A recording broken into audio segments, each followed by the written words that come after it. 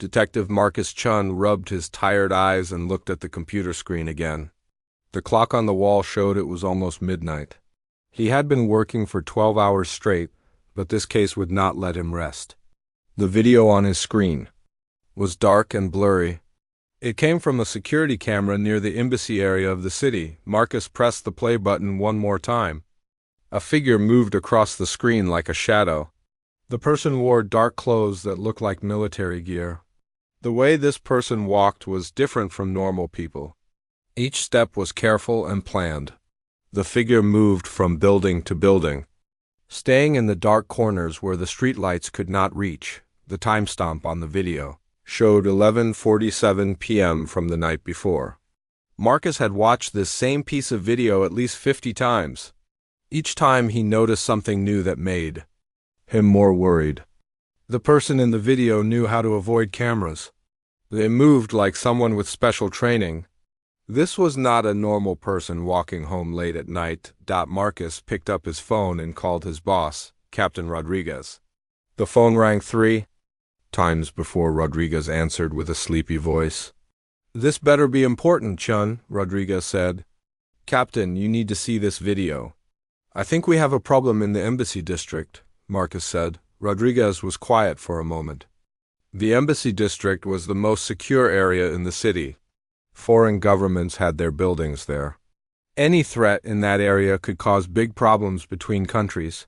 "I'll be there in 20 minutes, Rodriguez said and hung up. Marcus saved the video file and printed out some photos from the security footage. The photos were not very clear, but they showed enough. The person in the video was tall and strong.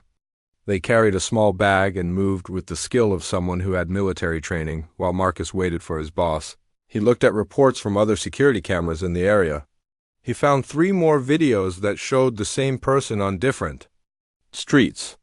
The figure always stayed in the shadows and always moved toward the embassy buildings. Marcus felt his heart beat faster as he studied the videos. This person was doing surveillance. They were checking the security around the embassies. This could be someone planning an attack. When Captain Rodriguez arrived, his hair was messy and he still wore the clothes he had slept in, but his eyes were sharp and focused. Rodriguez was a good cop with 20 years of experience. He could tell when something was serious. "Show me what you have," Rodriguez said as he sat down next to Marcus. Marcus played the first video. Rodriguez watched, without saying anything. His face became more serious as the video played. "Play it again," Rodriguez said. They watched the video 3 more times. Rodriguez asked Marcus to show him the other camera footage. After seeing all the videos, Rodriguez leaned back in his chair and rubbed his chin. "This person knows what they are doing," Rodriguez said. "Look how they avoid the main cameras and stay in the blind spots." Marcus nodded. "And look at their gear. That bag they carry could have weapons or bombs." Rodriguez studied the photos Marcus had printed. "The way they move tells me they have military training, maybe special forces or something like that." "Should we call the FBI?" Marcus asked. Rodriguez thought for a moment. "Not yet. Let's gather more information first. But I want a SWAT team ready to move. If this person comes back tonight, we need to be prepared." Marcus felt excited and nervous at the same time. He had been a detective for 5 years, but he had never worked on a case that might involve international security. "What do you think they are planning?" Marcus asked. "I don't know," Rodriguez said. "But people don't do surveillance on embassies unless they are planning something bad. We need to find this person before they can act." Rodriguez stood up and paced around the small office. "I want you to check with all the embassy security teams. Ask if they have seen anything unusual. Also, check if any foreign military people are supposed to be in the area." Marcus wrote notes as Rodriguez talked. "What about setting up more surveillance in the area?" "Good idea. Get our undercover team to watch the streets around the embassies. If this person comes back, I want to know immediately." Rodriguez looked at the photos one more time. "There is something about the way this person moves. It reminds me of soldiers I worked with in the military. But that could mean they are very dangerous." Marcus gathered all the papers and files. I'll start making calls to the embassies right now. Good, and Chun, keep this quiet for now. We don't want to cause panic, but also don't take any chances. If you see this person again, call for backup immediately. After Rodriguez left, Marcus sat alone in the office. The building was quiet except for the sound of the air conditioning. He looked at the photos spread out on his desk. Something about this case felt different from the normal crimes he worked on. Marcus had no way of knowing that the person in the videos was Staff Sergeant James Whitmore of the Queen's Guard. Whitmore was one of the most highly trained soldiers in the British military. He was in the city on official business, doing a security check for an important visit by British officials. The problem was that Whitmore's mission was classified. Even the local police were not told about it. This was normal for security reasons. But it was about to cause a very big misunderstanding. Marcus started making phone calls to the different embassies. Each call took a long time because security officers always asked many questions before giving any information. After 2 hours of phone calls, Marcus had not learned anything useful. None of the embassies reported seeing anything unusual. None of them had visitors doing security work in the area. This made Marcus more worried. If the person in the videos was not working for any embassy, then what were they doing?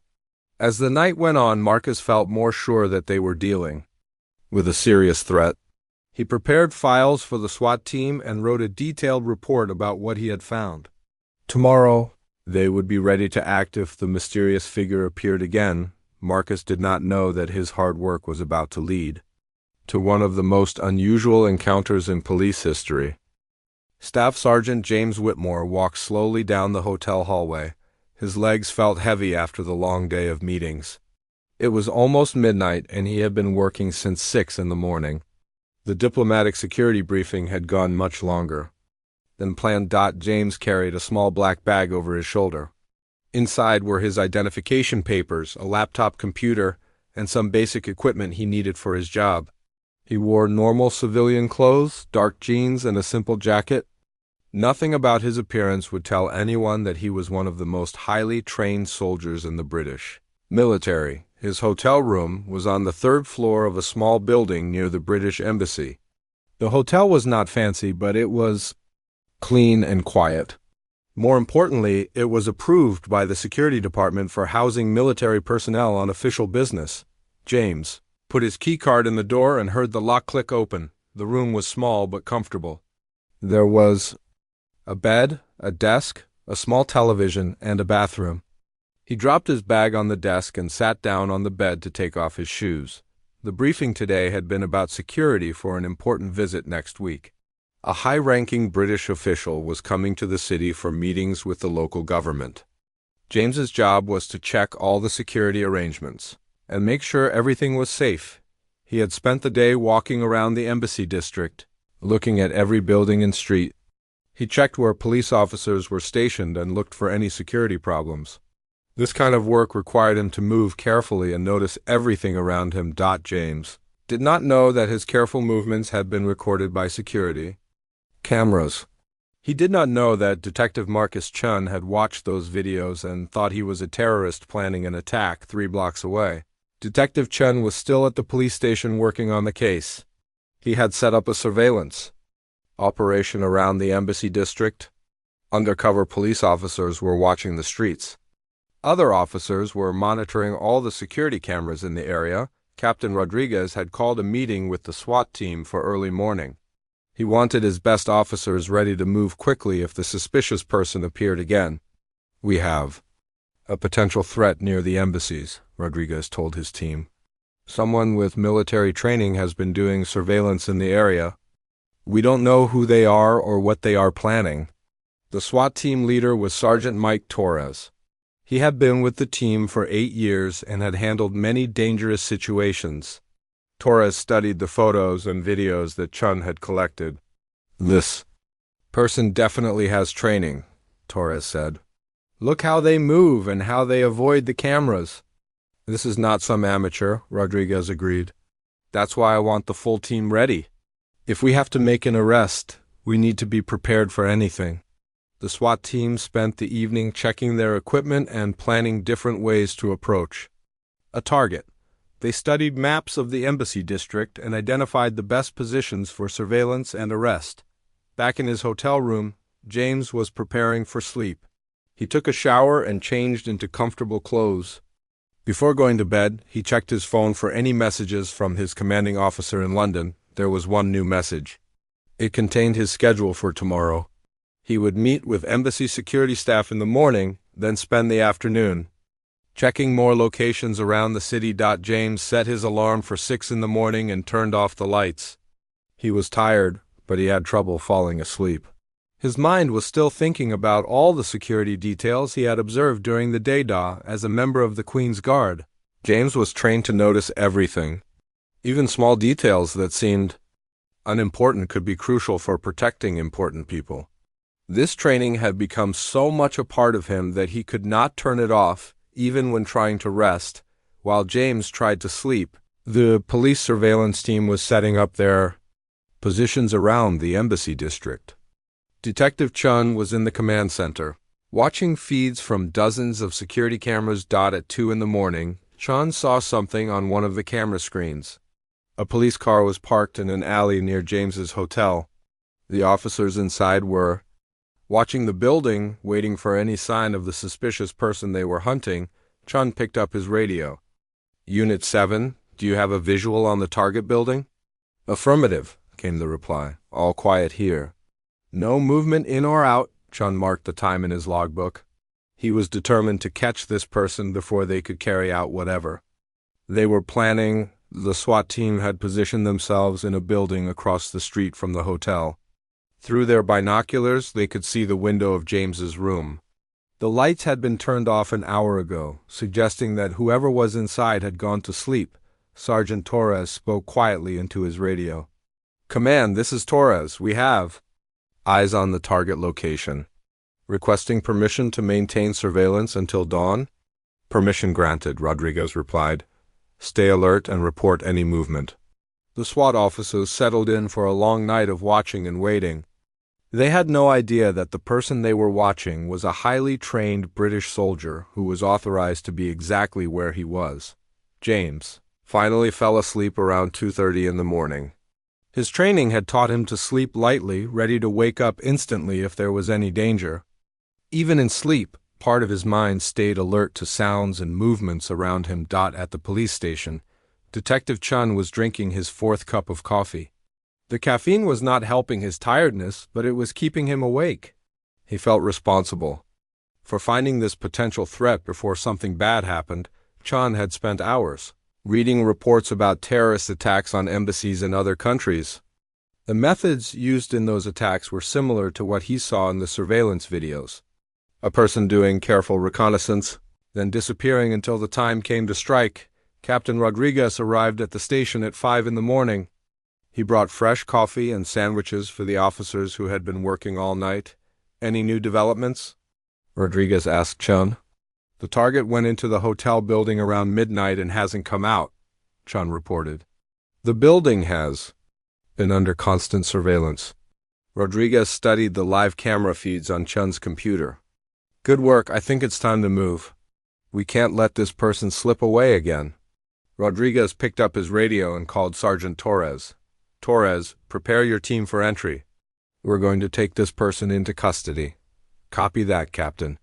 "How do you want us to proceed?" Rodriguez looked at the building plans that Chun had obtained from the city records office. "The target is in room 304. I want a quiet entry at 0600 hours. Standard arrest procedure, but be ready for resistance." The SWAT team began their final preparations. They checked their weapons, put on their protective gear, and reviewed the plan one more time. None of them knew they were about to encounter one of the most skilled soldiers in the world. James was still sleeping peacefully, unaware that in 1 hour his door would explode inward and his life would be in danger. The digital clock on the hotel nightstand glowed red in the darkness. It was 6:14 a.m. when James Whitmore's eyes suddenly opened. His military training had developed an internal alarm that woke him exactly when he needed to get up. But this morning felt different. Something in his subconscious mind was telling him that danger was near. James lay still for a moment, listening carefully to the sounds around him. He could hear the normal noises of early morning in the city. Cars driving past on the street. Below, the elevator in the hotel hallway making its quiet humming sound, but there was something else. Footsteps in the hallway outside his room. Multiple sets of footsteps moving very quietly. 3 floors below, Detective Chun was sitting in a police van parked across the street from the hotel. He was watching the SWAT team's progress on his radio and computer screen. The team had entered the building through a service entrance at the back. They had disabled the elevator and were now climbing the stairs to the 3rd floor. Team 1 is in position outside the target room. Came the voice of Sergeant Torres through the radio. Captain Rodriguez, who was also in the van with Chun, picked up his radio microphone. Torres, you are cleared to proceed. Remember, this suspect may be armed and highly trained. Copy that, Captain. Beginning entry in 10 seconds. James heard the footsteps stop right outside his door. His heart rate increased, but his mind became very calm and focused. This was the mental state that years of training had taught him to achieve in dangerous situations.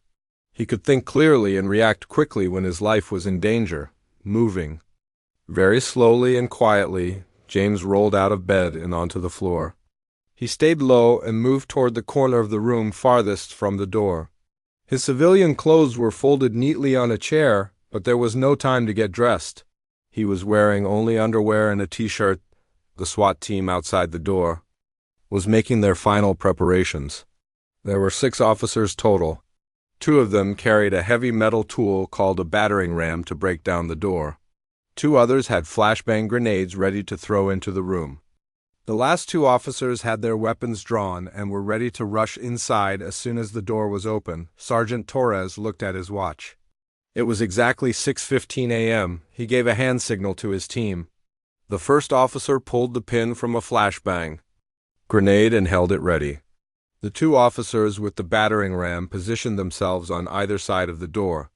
Go, go, go, Torres whispered into his radio. The battering ram hit the door with tremendous force. The wooden door frame splintered and broke. The door flew open and crashed against the wall inside the room. At the same moment, the officer threw the flashbang grenade into the room. James had been expecting this exact moment. When he heard the first sound of the battering ram hitting the door, he closed his eyes tightly and covered his ears with his hands. He also opened his mouth slightly. These were techniques he had learned to protect himself from the effects of flashbang grenades. The grenade exploded with a sound like thunder. Even with his ears covered, James felt the noise hit him like a physical blow. The room filled with blinding white light and thick smoke. The explosion was designed to confuse and disorient anyone in the room, making them easy to capture, but James was not confused or disoriented. His training had prepared him for exactly this situation.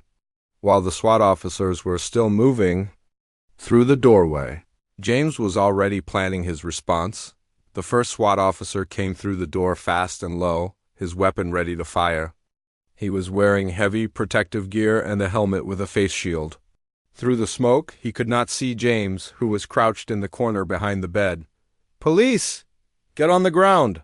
Get on the ground now!" The officer shouted. The second officer entered right behind the first one. Both of them were scanning the room, trying to see through the smoke. They expected to find someone stumbling around, blinded and confused by the flashbang grenade. Instead, they found nothing. The room appeared to be empty. "Where is he?"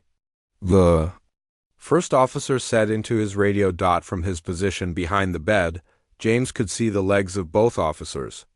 He could tell from their movements that they were well trained, but they were not expecting to face someone with his level of skill. James made his decision.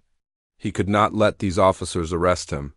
He did not know who they were or why they were attacking him, but his mission was classified and important. He could not allow himself to be captured, even by police. Moving faster than the officers thought possible, James came up from behind the bed. His first target was the officer closest to him. James grabbed the officer's weapon with both hands and twisted it away from his body. At the same time, he used his leg to sweep the officer's feet out from under him. The officer fell backwards, his weapon flying across the room. He landed hard on the floor, his heavy gear making a loud crash. The second officer turned toward James, trying to bring his weapon around to aim. But James was already moving. He ducked low and lunged forward, tackling the officer around the waist. Both men went down in a tangle of arms and legs. "Officer down! Officer down!" Torres shouted into his radio from the hallway. "We need backup. I'm here now." The room was still full of smoke, making it hard for anyone to see clearly. The remaining 4 SWAT officers tried to enter the room, but the doorway was narrow and they had to come in one at a time. James rolled away from the officer he had tackled and came up in a fighting crouch. The smoke was starting to clear, and he could see more officers coming through the door. Each one was heavily armed and wearing protective gear that made them look like soldiers, but James was not afraid. He had been trained to fight multiple opponents. He had been trained to survive situations that seemed impossible. Most importantly, he had been trained to protect important people even when it meant risking his own life. The third SWAT officer came through the door with his weapon raised. James moved to his left, staying low to make himself a smaller target. The officer's weapon tracked his movement, but James was too fast. He reached the officer before the man could fire, using a technique he had learned for disarming attackers. James grabbed the officer's weapon and used the man's own momentum against him. The officer stumbled forward and James helped him along, sending him crashing into the wall. "What the hell is this guy?" One of the officers shouted. Sergeant Torres was still in the hallway, coordinating the attack. He could hear the sounds of fighting coming from the room, but he could not see what was happening because of the smoke. "All units, we have a highly trained suspect fighting back. Use extreme caution." The 4th and 5th officers entered the room together, hoping that their numbers would overwhelm James, but James had positioned himself near the bathroom door, which gave him a wall to protect his back and limited the directions from which he could be attacked. When the 2 officers rushed him, James was ready. He had calculated their movements and planned his response. Using the bathroom doorframe for leverage, James launched himself at the officers with both feet, hitting them in their chests. Both officers staggered backwards. One of them lost his balance and fell. The other managed to stay on his feet, but he was off balance and could not use his weapon effectively. James landed on his feet and immediately moved again. He could not stay in one place for more than a few seconds, or the officers would be able to surround him. The room was in chaos. Equipment was scattered everywhere. The officers who had been knocked down were trying to get back on their feet. The smoke was starting to clear, but the air was still thick and hard to breathe. Outside in the police van, Detective Chun and Captain Rodriguez were listening to the radio reports with growing alarm. "What do you mean he's fighting back?" Rodriguez said into his radio. "How many officers does it take to arrest one man?" "Sir," came Torres's voice through the static, "this is not a normal suspect. This guy is fighting like he has military training. Special forces training." Rodriguez looked at Chun with a worried expression. "Maybe we should have tried to negotiate first." But it was too late for negotiation. The battle in room 304 was just beginning. James Whitmore's mind worked like a computer as he assessed the situation in the hotel room. 5 SWAT officers were down or struggling to regain their footing. 1 more officer remained in the doorway. The smoke from the flashbang grenade was clearing, giving everyone better visibility.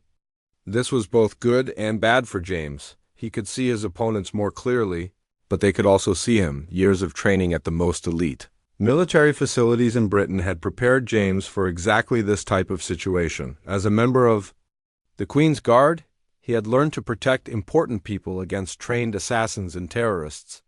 He had practiced fighting multiple attackers in small spaces. He had trained to survive when outnumbered and outgunned, but most importantly, James had been taught to think while fighting. Many people became emotional and panicked when attacked. James remained calm and calculated. Every movement he made had a purpose. Every decision was based on tactical advantage. The 6th SWAT officer, who had been waiting in the hallway, finally entered the room. He moved more carefully than the others, having seen what happened to his teammates. His weapon was raised and ready to fire. "Freeze! Put your hands up or I will shoot," the officer commanded. James did not freeze. Instead, he dove behind the overturned bed, using it as cover. The mattress and box spring would not stop bullets, but they would hide his exact position for a few crucial seconds from behind the bed. James could hear the officers talking to each other. They were trying to coordinate their next move. James used this time to plan his own strategy. The hotel room was small, about 12 feet by 15 feet. The bathroom was in one corner. The window was on the opposite wall, 3 stories above the street. The door was the only exit, and it was blocked by armed officers. In most situations, this would be called hopeless. James was outnumbered 6-1. He was wearing only underwear and a t-shirt while his opponents had body armor and helmets. They had guns while he had only his hands and his training, but James had advantages that the SWAT officers did not understand. He had been trained by the best military instructors in the world. He knew techniques for fighting in small spaces. He understood how to use an opponent's equipment and body armor against them. Most importantly, James was fighting for his life and his mission. He did not know why these officers were attacking him, but he knew he could not allow himself to be captured. His work was too important to the security of his country. James heard footsteps moving around the room. The officers were trying to surround his position behind the bed. He counted the sounds and estimated that 3 officers were moving to his left and 2 to his right. The 6th officer was probably still near the door, blocking his escape route, moving. Quietly, James positioned himself at the foot of the bed. When the officers came around both sides of the bed at the same time, he would be ready for them. The first officer appeared around the left side of the bed. James exploded into motion, grabbing the man's weapon with one hand and his body armor with the other. Using the officer's own momentum, James spun him around and sent him crashing into the wall. Before the officer hit the wall, James had already turned to face the threat from his right.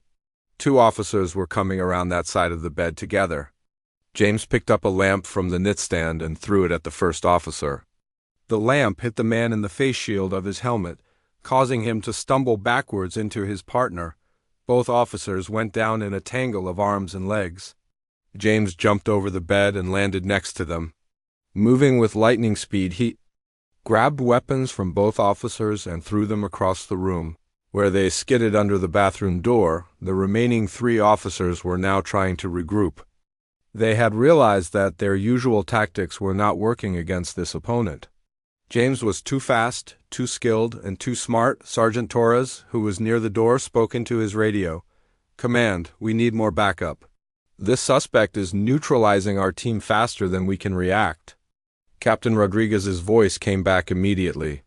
"Torres, how is that possible? You have 6 trained officers against 1 man. Sir, this guy is not normal. He's fighting like he has special forces training, maybe better than special forces." James heard this conversation, but he did not understand what it meant. He thought these might be criminals pretending to be police officers. Real police would have identified themselves properly and given him a chance to show his credentials. The 3 remaining officers spread out around the room, trying to create distance between themselves and James. They had learned that getting too close to him was dangerous. James positioned himself near the center of the room, where he could see all 3 officers. He was breathing hard from the exertion, but his mind was still clear and focused. "Listen," James said in his British accent. "I don't know who you people are, but you've made a serious mistake. I am Staff Sergeant James Whitmore of Her Majesty's Queen's Guard. I am here on official business." The officers looked at each other with confusion. They had been told they were arresting a terrorist suspect, not a British soldier. "Put your hands up and surrender," Torres commanded. "We can sort this out at the station." James shook his head. "I cannot allow myself to be taken into custody by unknown persons. My mission is classified." Torres was getting frustrated.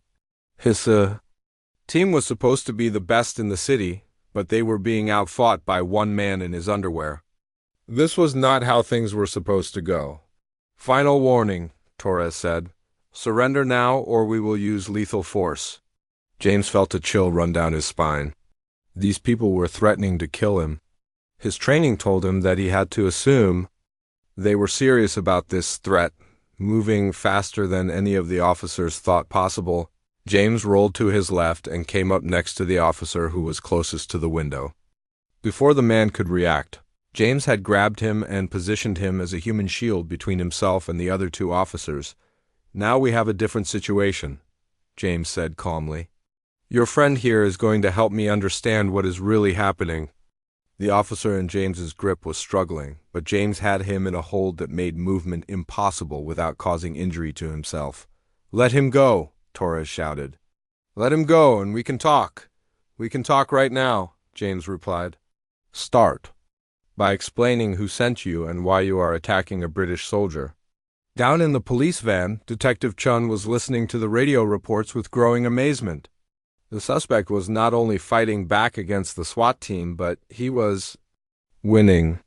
Chun had never heard of anything like this happening before. Captain, Chun said, maybe we should contact the British embassy. If this guy really is who he says he is ...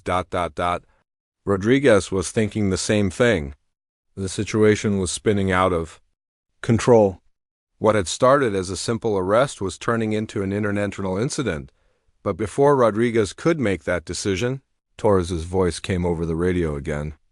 Command, the suspect has taken one of my officers hostage. Requesting instructions, Rodriguez felt his stomach sink. This was the worst possible outcome. Not only had they failed to arrest the suspect, but now one of their own officers was in danger. In room 304, James was trying to figure out his next move. He could not hold this officer forever, but he also could not release him without some guarantee of his own safety. The standoff had begun, and both sides were looking for a way to end it without anyone getting killed. The hotel room had become a battlefield, and James Whitmore was winning a fight that should have been impossible to win. He held the SWAT officer in a restraint hold that kept the man completely under his control without causing serious injury. This was exactly the kind of technique he had learned for protecting members of the royal family when attackers got too close. James could feel the officer's heart beating fast with fear and adrenaline. The man was trying to break free, but James's grip was too strong and too well positioned. Years of training had taught James exactly where to place his hands to control another person's movement. What is your name? James asked the officer he was holding. Officer Williams, the man replied through gritted teeth. Officer Williams, I need you to tell your friends to put down their weapons and step back. I do not want to hurt anyone, but I will defend myself if necessary. Sergeant Torres, who was still near the door, kept his weapon pointed at James, but he could not fire without risking hitting his own officer. The other SWAT officer was positioned near the bathroom, also unable to get a clear shot. You're making this worse for yourself, Torres said. Let Williams go and we can talk. James shook his head. I tried to talk before. You responded by threatening to kill me. Now we do this my way.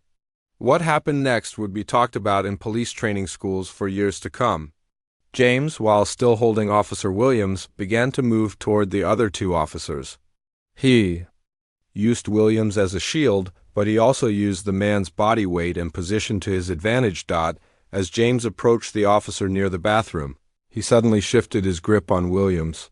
Instead of holding the officer defensively, James used him as a weapon. He spun Williams around and pushed him into the other officer. Both men went down, their weapons clattering across the floor. Before Torres could react, James was already moving toward him. Torres raised his weapon to fire, but James was too close and moving too fast. James grabbed the barrel of the gun with one hand and Torres's wrist with the other. What followed was a demonstration of martial arts skills that left Torres stunned. James twisted the weapon away from his body while simultaneously applying pressure to nerve points in Torres's wrist. The combination of pain and mechanical leverage forced Torres to release his grip on the weapon. James took control of the gun and immediately ejected the ammunition magazine. He threw the empty weapon across the room and kicked the magazine under the bed. Torres was left standing there, disarmed and shocked. How did you do that? Torres asked, flexing his wrist where James had applied pressure. Training, James replied simply. The other officers in the room were struggling to get back on their feet. Their heavy protective gear made it difficult to move quickly, especially after being knocked down multiple times. James had used this disadvantage against them throughout the fight. James moved to the center of the room again, positioning himself where he could see all the officers. None of them were armed now, and several were nursing minor injuries from their encounters with him. Now, James said in a calm voice, we are going to have that conversation. But first, everyone is going to sit down on the floor with their hands visible. The officers looked at Torres for guidance. Torres nodded reluctantly. One by one, the SWAT team members sat down on the floor. They kept their hands in front of them where James could see them. Good, James said.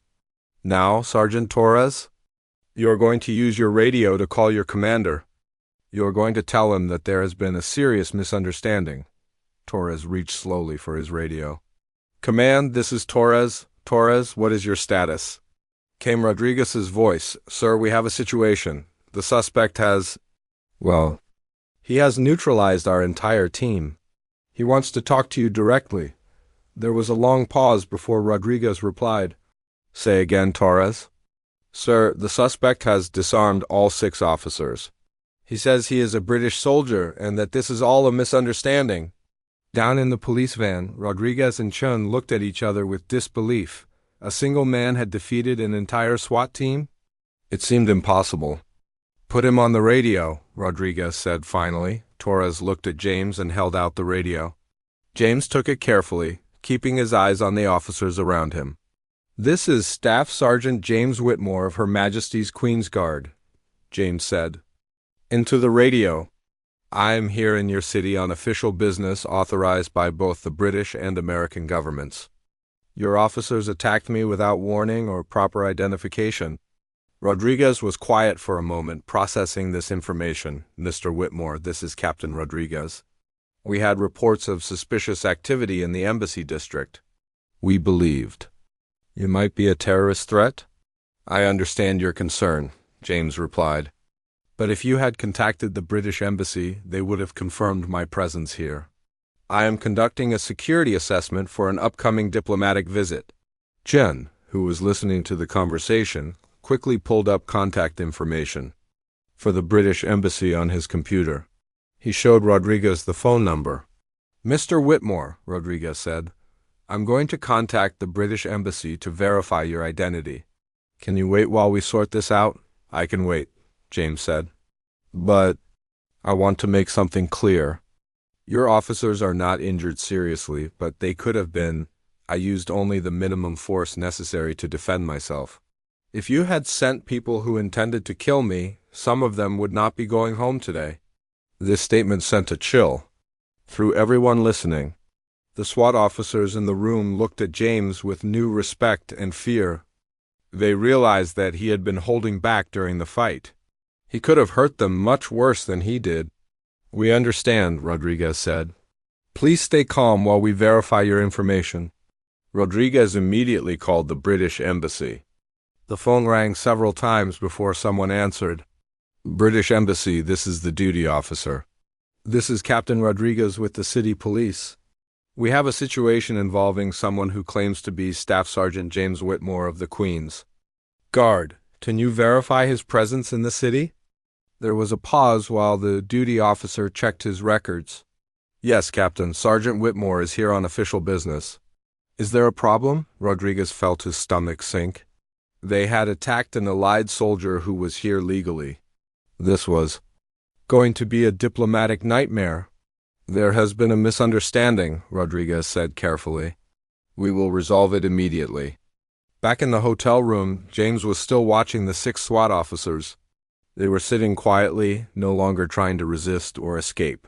They had learned to respect his abilities. Officer Williams, whom James had used as a human shield, looked up at him. Where did you learn to fight like that? James smiled slightly. I protect the Queen of England. People sometimes try to hurt her. I have to be ready for anything. Torres shook his head in amazement. I've been doing this for 15 years. I've never seen anything like what you just did. I hope you never see it again, James replied. This was all unnecessary. A simple phone call would have prevented this entire situation. The radio crackled with Rodriguez's voice. Whitmore, your identity has been confirmed by the British Embassy. I am ordering my team to withdraw immediately. On behalf of the department, I apologize for this incident. James handed the radio back to Torres. Apology accepted, Captain. But I suggest you improve your communication with international partners. This could have ended very badly. One by one, the SWAT officers stood up and began collecting their scattered equipment. Their weapons, protective gear, and other tools were spread all over the room. It took them several minutes to find everything. As they prepared to leave, Torres approached James. I have to ask, could you have killed us if you wanted to? James looked at him seriously. Sergeant, I am trained to stop people who try to harm. The royal family, what do you think? Torres nodded and walked toward the door. He understood the answer without James having to say it directly. As the last officer left the room, James sat down on the bed and looked around at the destruction. The door was broken, furniture was overturned, and there were holes in the walls where the flashbang grenade had exploded. James picked up his phone and dialed a number in London. His commanding officer needed to know about this incident immediately. The diplomatic implications would need to be handled at the highest levels of government. But for now, James was just glad that no one had been seriously hurt. The situation could have been much worse if he had been forced to use lethal techniques instead of restraint and control methods. The most elite soldier in the British military had just defeated an entire American SWAT team using only his bare hands, and he had done it while wearing nothing but underwear and a t-shirt. The hotel room felt different now that the SWAT officers had left. James Whitmore sat on the edge of his bed, looking at the damage around him. The door hung crooked on its hinges. Pieces of plaster had fallen from the walls where the flashbang grenade had exploded. His few personal belongings were scattered across the floor. James picked up his phone and looked at the screen. It was 6:47 a.m. The whole confrontation had lasted less than 30 minutes, but it felt like hours. His hands were steady as he dialed the secure number for his commanding officer in London. The phone rang twice before a crisp voice answered. Colonel Morrison, sir, this is Staff Sergeant Whitmore. I need to report an incident. Go ahead, Sergeant. James described the attack and the fight that followed. He kept his report factual and precise, the way he had been trained to do. Colonel. Morrison listened without interrupting. Are you injured? Morrison asked when James finished. No, sir. Minor cuts and bruises only. The American officers were not seriously injured either. Good. This could have been much worse. I'll contact the embassy immediately and begin damage. Control on our end. You did the right thing, Sergeant. Thank you, sir. What are my orders now? Morrison was quiet for a moment, thinking. Continue your mission as planned. The security assessment is still important, but I want hourly check-ins until you're back on British soil. Understood, sir. After ending the call, James walked to the broken door and looked out into the hallway. Several hotel guests were standing near their rooms, talking quietly and pointing toward his door. Word of the incident was already spreading through the building. James closed the door as best he could and got dressed quickly. He needed to get out of this hotel before reporters or more police arrived. His mission required him to stay invisible, and that was now impossible here. 3 blocks away, Captain Rodriguez was sitting in his office, staring at a phone that seemed to weigh 1,000 pounds. He needed to call his chief and explain how a routine arrest operation had turned into an international incident. He also needed to call the mayor, the FBI, and probably the State Department. Detective Chun knocked on Rodriguez's door and entered. Without waiting for permission, Captain, the British Embassy is sending someone over to meet with us. They want to discuss what happened. Rodriguez rubbed his temples. Of course they do. Chun, how did we miss this? How did we not know there was a British soldier working in our city? Chun sat down across from Rodriguez's desk. I've been thinking about that. The surveillance videos showed someone doing reconnaissance around the embassies. That's exactly what a terrorist would do. But it's also exactly what a security specialist would do. You're right, but why wasn't he on any official lists? Why? Didn't the embassy tell us he was here? I called the embassy duty officer again, Chun said. He told me that Whitmore's mission was classified. They couldn't tell local law enforcement about it because of security protocols. Rodriguez shook his head. Security protocols that almost got people killed today. Down the hall, Sergeant Torres was in the break room with his SWAT team. All 6 officers were drinking coffee and trying to process what had happened to them. None of them had ever encountered anything like James Whitmore before. I keep thinking about how fast he moved, Officer Williams said. One second I was entering the room, and the next second I was on the ground with my weapon gone. And the way he used my own equipment against me, added Officer Martinez. He turned my body armor into a disadvantage somehow. Torres stirred his coffee slowly. The thing that bothers me most is how calm he was. Even when we had him outnumbered 6-1, he never seemed worried or panicked. Do you think he could have really killed us? Williams asked. Torres thought about the question seriously. Based on what I saw today, yes. I think he could have killed all of us if he wanted to, but he chose not to. He used just enough force to neutralize us without causing serious injury. That's what scares me, Martinez said. We went in there thinking we were the toughest guys in the city, but we just met someone who's in a completely different league. At the British Embassy, First Secretary Margaret Henley was reading the initial report about the incident. She had been awakened at dawn by a phone call from London, telling her that one of their soldiers had been attacked by American police. Henley was an experienced diplomat who had handled many difficult situations. But this was unusual even for her. A member of the Queen's Guard had single-handedly defeated an entire SWAT team. The political implications were staggering. Her phone rang, and she answered it immediately. Henley. Margaret, this is Colonel Morrison in London. What's the situation? There? I'm preparing to meet with the local police leadership. We need to make sure this doesn't leak to the press before we can control the narrative. Agreed. How is Sergeant Whitmore? He's safe and continuing his mission. But Margaret, I have to ask, did he really defeat 6 armed officers by himself? Morrison chuckled. Margaret, you've never seen Whitmore in action. He's the best close quarters combat specialist we have. Those police officers are lucky he was in a good mood. This is going to be complicated to explain. Just remember, our man was attacked without warning in his hotel room. He defended himself using minimum necessary force. He's the victim here, not the aggressor. Meanwhile, James had checked out of the damaged hotel and moved to a new location. He was now in a small cafe 6 blocks away, drinking tea and reviewing his mission schedule. Despite the morning's excitement, he still had work to do. His phone buzzed with a text message from an unknown number. The message said, "This is Captain Rodriguez. Can we meet to discuss what happened? I think there are things we need to understand about each other." James thought about the request. Meeting with the police captain could be risky, but it might also prevent future incidents. He typed back, British Embassy, 1 hour, come alone. Rodriguez received the message and felt a mix of nervousness and curiosity. He was about to meet face-to-face with someone who had just proven that all his assumptions about tactical superiority were wrong. At the embassy, Margaret Henley was preparing a conference room for the meeting. She had already spoken with her security chief about the incident. The man had reviewed James's military file and come to the same conclusion as Colonel Morrison.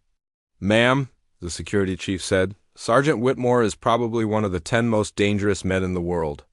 When it comes to personal combat, the American officers are fortunate to be alive. That's reassuring, Henley said sarcastically. How do I explain that to the police captain? Tell him the truth. His men attack someone who is trained to fight off professional assassins. They're lucky Whitmore is on our side. As the hour approached, all the participants in this unusual drama were preparing for a meeting that would determine whether the incident would escalate into a major diplomatic crisis or be resolved quietly.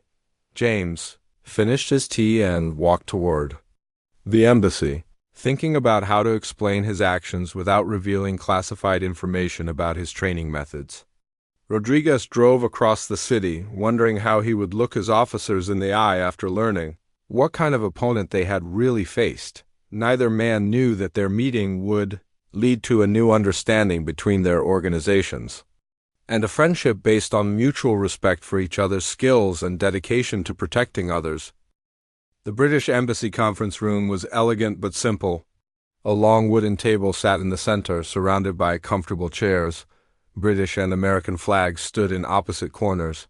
Large windows looked out onto the embassy gardens where security guards walked quiet patrols. James Whitmore arrived first, dressed now in a clean shirt and jacket.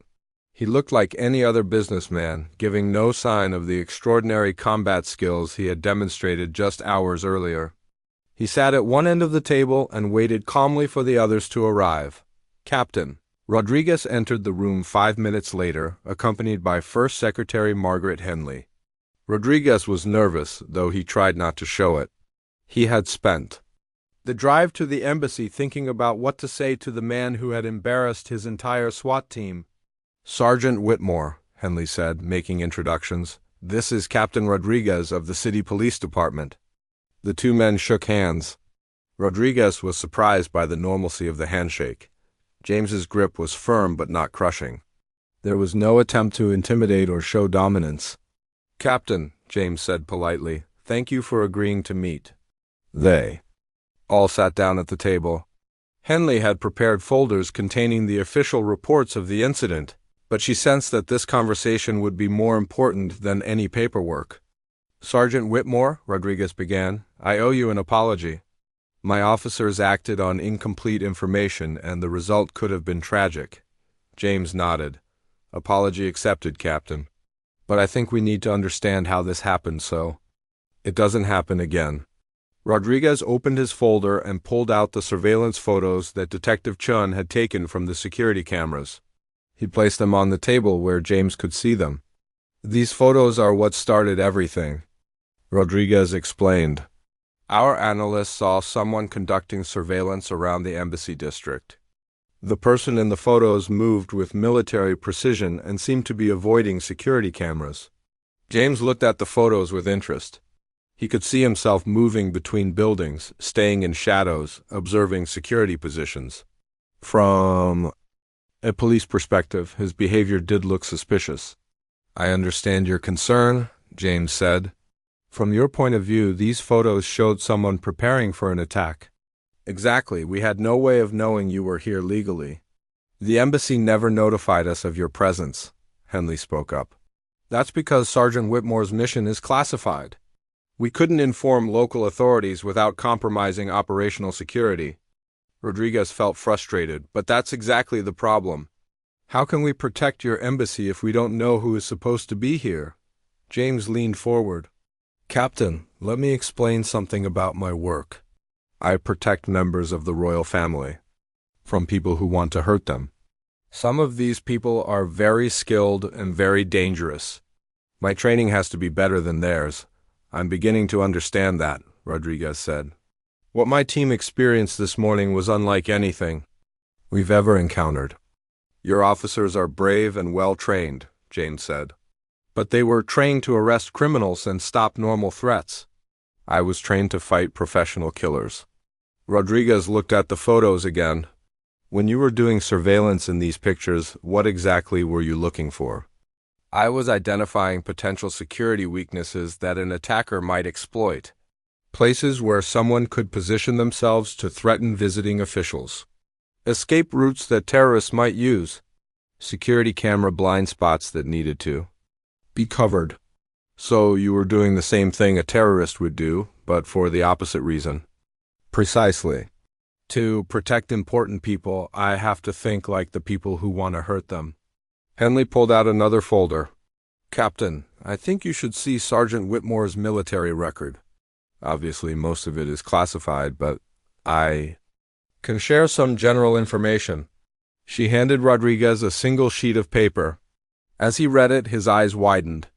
The document listed James's training certifications and service history. Advanced combat training, counterterrorism operations, personal protection specialist, multiple commendations for exceptional service. "Jesus," Rodriguez said softly. "Captain, you're not just a soldier, you're like a one-man army." James smiled slightly. I'm just very good at my job, Captain. But I want you to understand something important. This morning I used only defensive techniques. I didn't try to hurt your officers seriously. What do you mean? I mean that every move I made was designed to neutralize the threat while causing minimum injury. If I had perceived your officers as genuine killers rather than confused police, the outcome would have been very different. Rodriguez felt a chill run down his spine. Are you saying you could have killed them? James was quiet for a moment, choosing his words carefully. Captain, I am trained to protect the Queen of England from assassins, professional killers who have spent years learning how to hurt people. Your officers are good at their jobs, but they are not assassins. The room was silent as Rodriguez processed this information. His SWAT team, which he had always considered elite, had been outclassed by someone who was holding back significantly. How did you learn to fight like that? Rodriguez asked. Years of training at facilities that most people don't know exist. Hundreds of hours practicing against multiple opponents. Studying every martial art and combat technique that might be useful. But most importantly, constant practice under realistic conditions. Henley added, Captain, members of the Queen's Guard undergo some of the most intensive combat training in the world. They have to be prepared for any situation. Rodriguez shook his head in amazement. My officers said you moved faster than they thought was possible. They said you seemed to know what they were going to do before they did it. Pattern recognition, James explained. Most people, even trained people, move in predictable patterns. When someone raises a weapon, their body position tells me where they plan to aim. When someone moves to attack, their foot placement tells me which direction they will go. You read their movements like a book, something like that. It's not magic, Captain. It's just very intensive training applied to real situations. Rodriguez looked at the photos one more time. I have to ask, how many people in the world can do what you did this morning? James thought about the question seriously. Honestly, maybe a few dozen. Elite Special Forces operators, top-level bodyguards, a handful of martial arts masters. But most of them would have used more force than I did. Why did you hold back? Because I could tell your officers were not trying to kill me, they were trying to arrest me. Big difference. If they had been shooting to kill from the beginning, I would have responded differently. The conversation continued for another hour. Rodriguez asked detailed questions about James's training and methods. James answered as much as he could without revealing classified information. Henley took notes for her report to London. By the end of the meeting, Rodriguez had a completely new understanding of what his officers had faced. They had not been defeated by luck or surprise. They had encountered someone whose training was simply on a different level from anything they had experienced. Sergeant, Rodriguez said as they prepared to leave, I have one last question. Is there anything my officers could have done differently? James considered this carefully. Yes, they could have called the embassy before breaking down my door. A simple phone call would have prevented the entire incident. Rodriguez laughed, though there was no humor in it. A phone call. All of this could have been avoided with a phone call. Often the simplest solutions are the best ones, Captain. As they shook hands goodbye, Rodriguez felt a mixture of respect and humility. He had learned something important about the limits of his own knowledge and the vast differences in training and capability that existed in the world. James gathered his belongings and prepared to continue his mission. The diplomatic crisis had been avoided, but he still had work to do. The security assessment that had started this whole incident was still incomplete. As he left the embassy, James reflected on the morning's events. He had been forced to reveal more about his capabilities than he normally would, but perhaps that was for the best. The local police now understood that not every person they encountered was within their ability to handle using standard procedures. Most importantly, no one had been seriously hurt. In James's world, that was always the most important measure of success. 2 weeks had passed since the incident at the hotel. The morning sun streamed through the windows of the police station conference room, where Captain Rodriguez was finishing a presentation to a group of visiting law enforcement officers from other cities. The key lesson here, Rodriguez said to his audience, is that assumptions can be dangerous. We assumed we knew what we were dealing with, and we were completely wrong. One of the visiting officers raised his hand. Captain, you're saying that one man defeated your entire SWAT team? Rodriguez nodded. 6 officers with full tactical gear, and he neutralized all of us in under 10 minutes. But here's the important part, he could have done much worse damage. If he had wanted to. Detective Chun, who was also in the room, added his perspective. We learned that there are levels of training and skill that go far beyond what we normally encounter. This man was trained to fight professional assassins and terrorists. The visiting officers looked skeptical. Rodriguez understood their reaction. If he hadn't seen the aftermath himself, he wouldn't have believed it either. I know it sounds impossible, Rodriguez said. But I've seen the video footage from the hotel security cameras.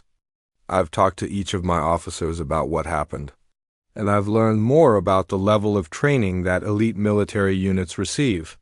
At that same moment, James Whitmore was sitting in a secure conference room at the British Embassy, writing his final report about the security assessment. The incident with the police had not stopped him from completing his mission. In fact, it had given him additional insights into local law enforcement capabilities. James typed carefully on his laptop. His report would go directly to his commanding officer in London and would be used to plan security for the upcoming diplomatic visit. Assessment of local police response capabilities, James wrote. Local SWAT team demonstrates good tactical discipline and courage. However, training appears focused on conventional criminal threats. Team may require additional support when dealing with adversaries with advanced military training. First Secretary Henley knocked on the door and entered the room. Sergeant, I have an update on the diplomatic response to the incident. James looked up from his laptop. Yes, ma'am? London has decided that no formal complaint will be filed. The Americans have apologized at the highest levels, and new protocols are being established for communication between our security services. That's probably for the best, James said.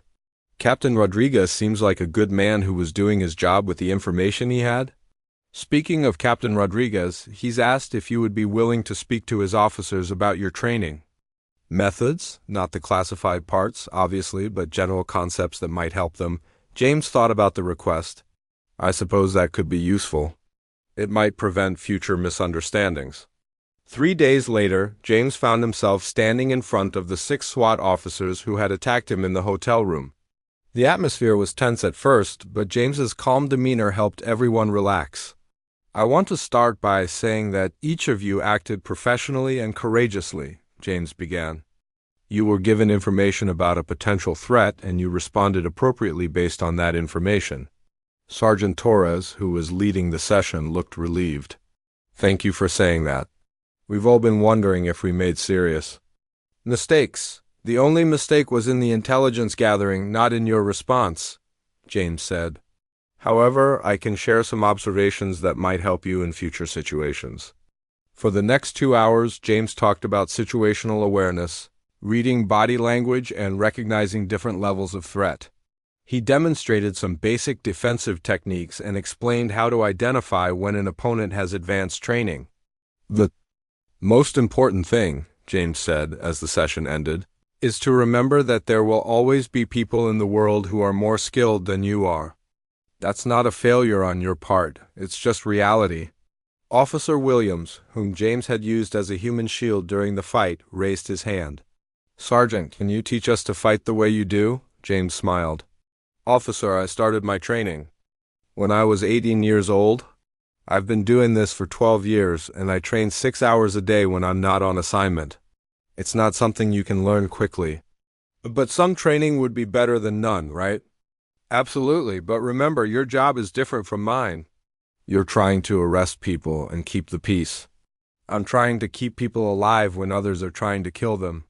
Different jobs require different skills. After the session, James walked outside with Captain Rodriguez. They stood on the steps of the police station, watching the busy city street. I have to tell you, Rodriguez said, this whole experience has been humbling for me. I thought I understood what elite training looked like. Captain, you lead good people who are dedicated to protecting others. That's more important than any fighting technique. Maybe, but I'm going to make sure my officers get some additional training.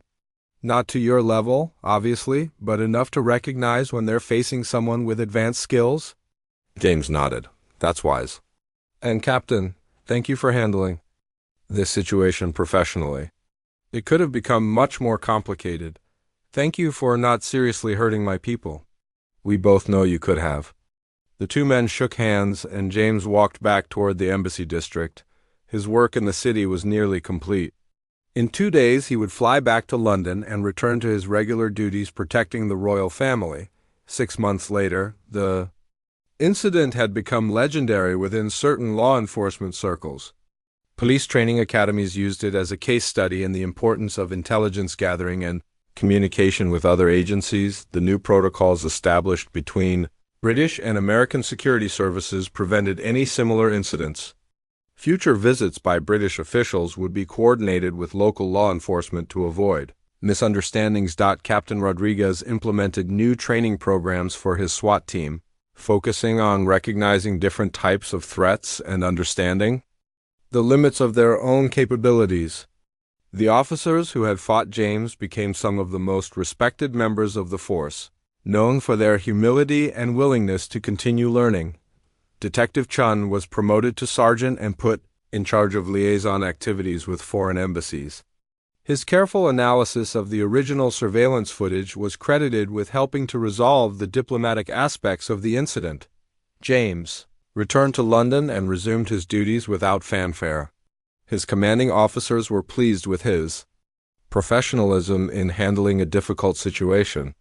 The security assessment he had completed was used to successfully protect several high-ranking British officials during their visits to the United States. In his quiet moments, James sometimes thought about the morning in the hotel room.